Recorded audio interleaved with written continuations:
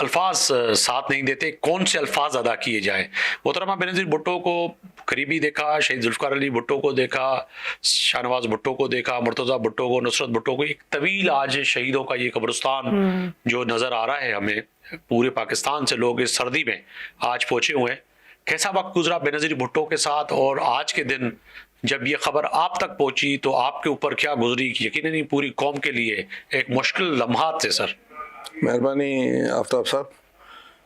بھٹو خاندان سے ہمارے بزرگوں کے تعلقات رہے ہیں. شاہ نواز بھٹو صاحب، شہید ذوالفقار علی بھٹو. میرا تعلق جو ہے جس جنریشن سے تھا جی تو میں اس حساب سے بات کروں گا. بالکل. 81 میں لیاقت میڈیکل کالج کا اسٹوڈنٹ تھا، اور اس کے بعد 83 کی تحریک تھی، اس میں بھی ہم MRD میں جیل میں گئے پیپلز پارٹی کے کہنے پر، حکم پر. اس کے بعد جو ہے بینظیر شہید نے 85-86 میں مجھے سارے صوبے سندھ کا یہ سپاو کا صدر بنایا، نائب صدر نائب صدر سندھ کا میں بنا. اس کے بعد پیپلز ڈاکٹر فورم انہوں نے 88 بنائی، اس میں فرسٹ پریزیڈنٹ بنا.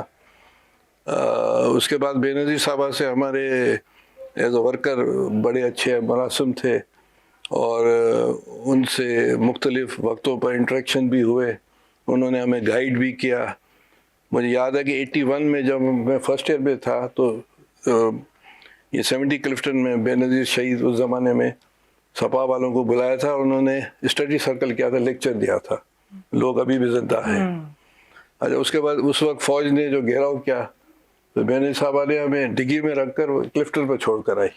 وہ لوگ بھی سب زندہ آباد ہے. یہ میں پہلی دفعہ آپ کے سامنے بات کر رہا ہوں. بینظیر شہید اور ہم، ڈاکٹر سوراب بھی ہمارے ساتھ رہے ہیں اور ساتھی رہے ہیں دیر نا. 92 کی جو لانگ مارچ میں سوراب سرکی صاحب اور میں ایک گاڑی میں تھے ہمارے ساتھ. ہم ان کے ساتھ تھے ڈاکٹر اسماعیل اوڈیجو جی اور جگدیش ملانی صاحب. جی اتفاق سے ملتان میں بینظیر شہید نے یہاں آگے انہوں نے گیو اپ کیا، بھئی ختم ہے. تو ہم واپس آ گئے کراچی، اور وہ آگے گئے، ان کا ایکسیڈنٹ ہو گیا.